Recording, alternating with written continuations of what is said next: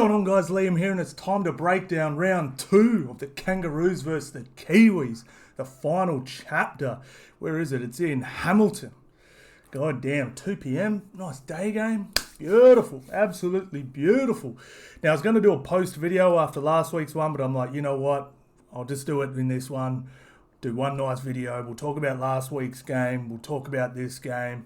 Break it all down. Go over all our picks, all that sort of stuff. But I want to... because I've got a bit to say about this, and also I found all the media chat coming out of last week's game really bizarre. I felt like people were getting raps that shouldn't have. I felt people were getting hammered for poor performances were actually pretty good. So I've got a bit to say about this, but I want to hear what you guys thought about last week's game. What do you think about it? And can the Kiwis get it done? Can the Kiwis turn it around? And love to hear your 1 to 12, 13 plus as well, guys. So drop them in the comments. Love to see them. Let me just move this mic a bit closer. There we go. Now you can hear me nice and clear. All right. So last week's game. I mean, look. It was... Let's go... Everyone, if you watched my video last week, you know I had the Kiwis to cover. I had... 8.5, I think it was, the line. 8.5, 9.5, can't remember. And I thought they definitely could do it, but I was almost at the point where I say they should. Like, they should cover, and almost they should win. Like, they definitely could win, but I was always like, they should win. Like, this team is absolutely stacked. The way they play, just putting their performances against Samoa together, I genuinely felt like they looked like, at very worst, as good as the Australian team, maybe slightly better. But, man, I was what a crappy weekend to be a Kiwi. And I love my Kiwi brothers, man. You know what I mean? But it's funny, like Australia and New Zealand, we're both great sporting nations for how small we are. Like, we can conquer the world sometimes. And, you know, like, for example, like New Zealand or Australia can be, you know, we can have a UFC champ, we're cricket world champs, we're killing the rugby, we're this, we're that. You know, we might beat the dream team in the basketball. And, you know, you're all, like, for a few months, like, you're on top of the world. And then just like one weekend or something like that, or 1 month, you can lose your UFC champ, you get pumped in the rugby, you get pumped in the cricket, and you just feel like, yeah, it all comes crumbling down pretty damn quick, man. It sucks. So, as an Aussie, man, we've had it happen to us plenty. And this weekend was the Kiwis' turn, man. I mean, Izzy got pumped, a month or two ago. Lost the Rugby World Cup the way they lost it. Then they got pumped this weekend by the Aussies. Yeah, crappy weekend to be a Kiwi, but don't worry, you'll bounce back. And I still think we're two of the greatest sporting nations in the world, for real. Now... yeah, like I said, I was just very disappointed. And we'll break down the game real quick like this. It started hot. First of all, the haka was sick. Like, I had goosebumps all over my arms, man. It was crazy. But then Osaka kicks the ball out on the full. But then I can't remember, it was an error or something. But they held their own for about 20 minutes. And I actually really felt like Fish and Moses really, and we'll go to the stats in a minute, really actually hammered Flegler. And this was one weird thing. I'm starting to feel like Flegler's... I'm jumping off the Flegler bandwagon a little bit. Like, I feel like he's a really good third option. I don't think he's the man. I don't think he is him, if that makes sense. And I noticed it in the last round against the Melbourne. It was when everyone was rested for Melbourne and Brisbane, and Flegs was in there. I was like, state of origin, like, you know, state of origin prop that's been killing it against reserve graders. He's going to murk it. Now, he did score a try in the first few minutes, but after that, he looked like all the other reserve graders. And sometimes guys just are a really good third option. Like, you know what I mean? When it's like Payne takes a run, Carrigan takes a run, and then you take a run, like the defense is scattered, they're going backwards. It can make you look better than you actually are. And I'm not saying that is Flegs, but he had an opportunity to go up against these guys. And like, I saw the bloke in the bar, they're like, oh man, he like came back at Fish. Yeah, and got sat down. Like, he got owned, bro. Like, he got completely owned. I wouldn't say Jake got owned, but he didn't make any inroads. Like, the Kiwi forward pack 100% won the first 20, 25 minutes. And then these dudes came on and it was a completely different story. Lindsay Collins was incredible. Paddy was good, I'd say good for his high standards. We've all seen him play better, but he was brilliant. Like we've just come to expect so much from Paddy. But just so strong. Just Jesus Christ, he's got that Irish warrior in him. He does. He's that Irish warrior, little Paddy. But yeah, that's when the game turned. I mean, and this was the other thing I felt really strange. Like everyone, bloke in a bar, like they just like jerk off Ben Hunt so hard. I know a lot of people do, but I'm just not. Like sometimes I feel like I'm not watching the same game as these guys. Like when Harry came on, he made such a difference. Like, does that not say that like Ben Hunt wasn't playing that good? Am I wrong? Like he passed the ball off the deck and it hit the ground twice. He went the wrong way about 4 or 5 times. He tackled at 80%, which is, to put in perspective, is every 5th tackle you miss. It's pretty, when you're in the middle, that's pretty hard because you're surrounded by usually gang tackling. So I know, but he does what Ben Hunt does. He comes on and scores a late try, and everyone's talking about how great he was. But yeah, I don't know. Harry, Paddy, and Lindsay Collins just shifted this game, and the Aussies, even though the game was close at times, even towards the end of the game, like close-ish to the end of the game. I know a couple of late tries sort of blew the score out a bit. From the 20 when these blokes came on, roughly whenever that was, 25th minute or 20th minute, not for 1 second didn't think my bet was coming in. The Kiwis are not covering this line. Like, you could just see it swing. They got absolutely, they were just too fast, too clinical, and stuff like that, and they really couldn't keep on. So, but yeah, like I'll give some players some raps, and I'll talk about the Kiwis. Cam Murray on an edge is, like, I think Liam Martin is the best second rower in the game. I don't think I've seen Liam Martin play a game that good. Like, his defense, his line running, like, he is almost waste in the middle. He is so damn good because he's not a big body. New South Wales and the Bunnies have to seriously consider moving him into the second row. Number one, you're going to extend his career. We even see Sam Burgess break down, like the way you play in the middle there. Sam Burgess was pretty cooked by 31, 32. So you're going to get a longer career out of Cam Murray. He's so destructive. Like, second rowers to me, I'm about to do a video on Joey Manu possibly going to the Dragons, and I've been saying that second rowers are the new centres. Like, they're the new strike weapon. Like, second rowers almost, I don't know if this is a stat, but I know my sports bet account swells every time I pick second rowers for try scorers over centres, because they're just scoring more tries than centres. Obviously, you get your exceptions to that, your Val Holmeses and stuff, and Will Penasini from Paris scores quite a few, but I think he has to go in there. So absolutely brilliant. I thought Cotter, I wasn't a huge fan of him in the second row, was damn good. Like, if you watch my preview video, I said I don't like him on an edge. He was brilliant. Isaiah Yeo, just on another level. And yeah, just like I've already gone on about the bench. Munster on Jerome Hughes. This is actually quite funny, so we'll get into the Kiwi team in a sec, but Cam Munster shut down Jerome Hughes like I've never seen before. And it was quite funny, before the game, I saw a few people saying Sean Johnson should be in there, and I was like, man, like, I love Sean, but I was like, Jerome Hughes is a monster. And then Munster just absolutely took him to school defensively, and maybe it was just because he knew his game and just knew exactly what he was going to do before he did it. And then after the game, someone wrote, if you shut down Jerome Hughes' running game, the dude's puss. I wouldn't use that word, but yeah, like he's got. If you can shut down his running game, I thought about it more, and the difference is when he's at Melbourne, right? Say you do shut down Jerome Hughes' running game, you've got Cam Munster on the other side. Whereas obviously Dylan Brown's elite, but he's not Cam Munster sort of thing. So. Absolutely crazy. Val Holmes was brilliant. Staggs was good. It was funny. Hammersides, it was a bit of a mixed bag.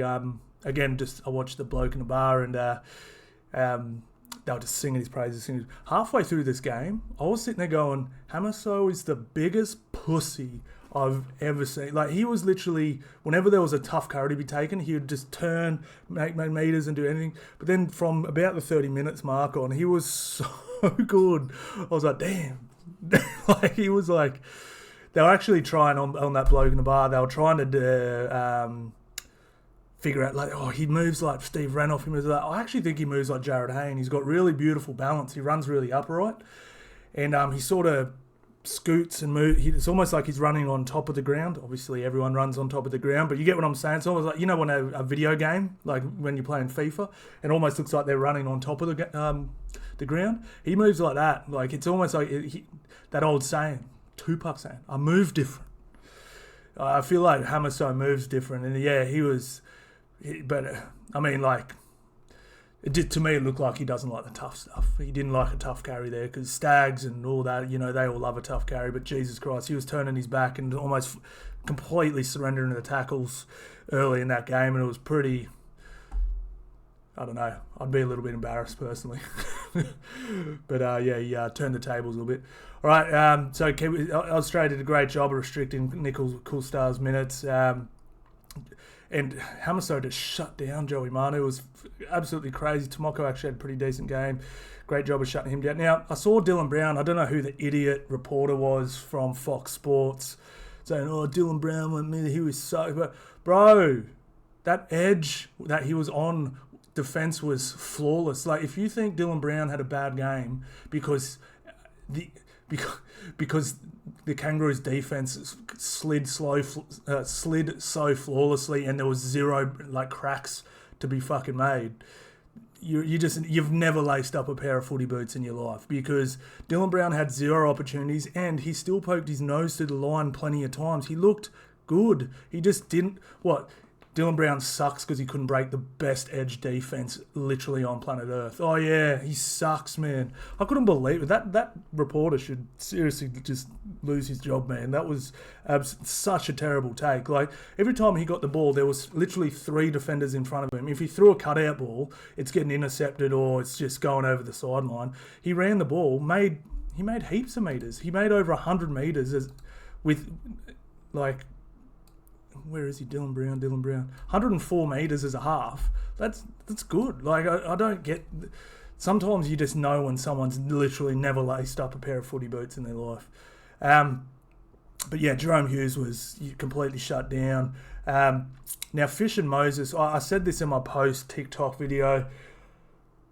I don't know what it is about those two, but I feel like they have to be on the park at the same time. It's almost like 1 + 1 = 3. Like, they're just... Sometimes when one or the other's on the park, I don't know, they just seem to work so good in tandem. I don't know what it is, but who went off? Was it Fish went off for a HIA or he got a cut or something? And then Moses came on, you know, and then Leo Thompson came on, and that was fine, but it was just like they were clearly winning the 4 battle. Fish comes up.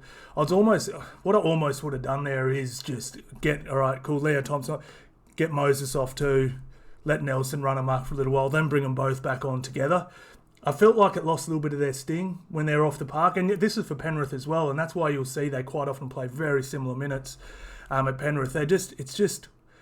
Sometimes you can actually notice it sometimes. Like, you really notice when it's like Fish takes his hectic run, right? Like, we'll talk about the Kiwi game. Fish will take a hectic run, finds his front, boom, plays the ball quickly. Then Leo Thompson takes a run. It's fine. There's nothing wrong with the run, but it's just a stock standard run. But when it's like Fish, bang, hits his front, plays the ball. Next hit, Moses, bang, hits the line, plays the ball quickly. Your set's going. So I don't know what it is, but I think these guys have to be on the park at the same time. Jesus Tarpany was great at the start too, but Nelson's solid. But yeah, I really felt like Neem and Thompson just didn't quite... Well, look, put it this way. They weren't as good as these guys. We could say that with conviction. But look, man, it was... and this is the thing. Everyone was bagging the Kiwis, and I was personally disappointed with them, not because they were bad. Like, they weren't bad. It was just they got outplayed by a really good team. And you'll see in the stats in a minute, they didn't get pumped at all. Look at this. Some of these reporters have such bad takes. Completion rate, identical. That's great. all run meters. They ended up getting run over the top a little bit at the end, but that's not a complete discrepancy. And that's, they were actually winning the forward battle there for quite a while, and they had multiple HIAs. Again, post contact, they lost, but barely. Now this at half time was one line break each. So, I mean, they leaked 5 or 6 line breaks in the second half. You know what I mean? They just couldn't break that defense. You know what I'm saying? So tackle breaks 22-30. I mean, they just got slightly outplayed. It was just, I mean, they actually won the ruck. They offloaded more. You know, it was kick defusal was the same. Tackle efficiency, literally the same. It's minutely better. Missed tackles, like this crept up a little bit at the end, but their missed tackles at halftime was 8. That's great. Like, it was just ineffective tackles 3. You know, like errors, they were better. It was just their attack got completely stifled, and I think it was a little bit because their forward rotation got a little bit mucked up, and just Australia's defense was so damn good.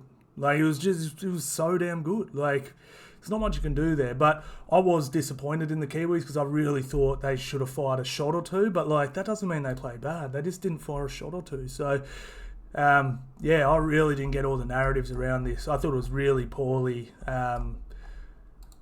Like, everyone's just jumping on the Kiwis. It's like, hey, bro, like, Australia was really good and the Kiwis were pretty good. Like, you know what I'm saying? Like, everyone's so quick to jump on people when they, you know what I mean? Like, I'm the first person to say someone sucks. I literally said I thought Ben Hunt sucked earlier in this video, but like, they didn't suck. They just lacked a little strike. They haven't played a whole heap together. You know, it's just...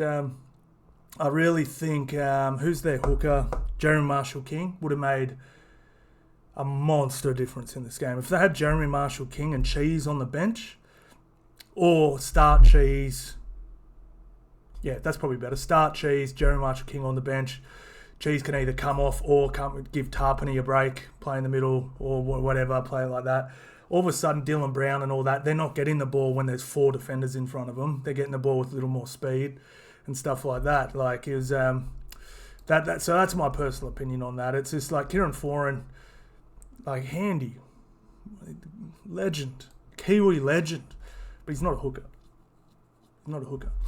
So yeah, but no, look, man, I'm not bagging the Kiwis at all. Even though I was disappointed, they shout out the Kiwi girls too. I had them to cover, and they won too. So shout out the Kiwi girls. Imagine if they lost as well. Oh. What else we got? Yeah, so I think they've got a shot this weekend, but I'm not holding my breath because the big dogs are backing down. Payne Haas and Tino back. Liam Martin, best second row in the game. All of a sudden, you got, like, this looks like the best back. What are they called now? I don't even know what lock's called anymore. But you get what I'm saying? Not props that are forwards. This is all of a sudden looking like the 3 best players in the world in that position. And then you got probably the second best just behind him. That's going to come into one of these positions. Yeah, it's crazy. This is ridiculous. Now, I genuinely believe Fish and Moses can even slightly get on top of these two. But all they have to do is hold their own. They don't have to get, because eventually these guys are going to need a spell, and then these guys can keep going because they can play massive minutes, or you get these blokes come back in. So, yeah, it's going to be a tough task for the Kiwis. It really is. Yeah. But what they need to really do, in my opinion, in this game is they've got to stop these guys from getting quick play. But these guys need to get quick play the balls, and Kieran Foran has to get a ball to an edge quick. Like, you want Nickel Coolstar, bang, hit up. Then you want Mulatalo, bang, and then Fish or Moses, whoever, bang. And then on the third, or maybe one more, maybe you go Fish, Moses, and then just spread it. Get the ball to Dylan Brown and or what's his name? Jerome Hughes now, like third or fourth. Like, give him something to work with. Because they got absolutely nothing to work with in that one. It was more just go through your sets, kick to a corner, go through your sets, kick to the corner. Yeah, it's fine if you're Penrith, but these guys don't play week in, week out like that sort of thing. So, yeah, that's what I think they really have to do, and it's going to be tough because you want to go on top and get on top of these guys early, but then you almost want these guys on the park a really long time as well. So she's going to be tough. So I'm tipping Australia to win this one, guys. And no disrespect to my Kiwi bros, but I think it might be a 13-pluser. I really do. Just with these guys, like I said, these guys, even if they, let's just say Moses and Fish get on top of them, these guys come on fresh. Harry Grant comes on fresh. Ruben Cotter, fastest player of the ball in the game. All this extra energy coming on. I mean, these guys just are absolutely going to cook these guys, unfortunately. And I think that'll be the story. And then, yeah, that'll be all she wrote, I'd say. Hopefully it doesn't go that way and we get a nice, good, close game. But yeah, I think Australia 13+. So let's go. We'll have a quick look. So I'm going Australia 13+. I'm also coming down here too, guys, and I'm going Val Holmes and Hamaso to combine for 2 or more, guys. Going super safe because I have been rubbish on the punt the last few weeks.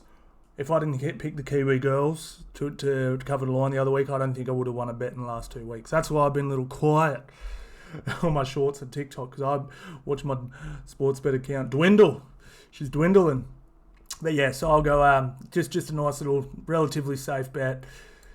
Straight to 13+. Val Holmes, Hamaso for 2 or more. Whenever I'm doing these 2 or more gun scores, just so you, obviously if you haven't seen these player A, player Bs before, they're really great. But always make sure one of these guys, if not both, are capable of getting 2 tries on their own. I've been burnt a couple of times when this feature first came out, and I remember putting like Marju and so on, and then they just attacked the whole other side the whole game, and he didn't even get a look at the ball. So yeah, just make sure one of these 2 guys are capable of a double. That's my advice when you're picking those. Because, yeah, that happens quite a lot. You'll be shocked. Like, Newcastle, a perfect example. Like, Marju was getting 3 a game, or, what's his name? Dominic Young would get, like, 2 or 3 tries. Like, they would pump one side all the time. So, yeah, you want to definitely make sure the bros are capable of getting 2. And that's it, guys. Bring it on. I'll go live before this game, an hour before, guys, and absolutely cannot wait. Cannot wait for that harker again. And then we'll have a little break, skis. Enjoy my Christmas. Get fat. Eat Christmas ham. Then we'll start doing our top 8 predictions, all that fun stuff early in the new year. Bring it on, guys. Thank you all so much for watching, guys, and I'll see you on the next one.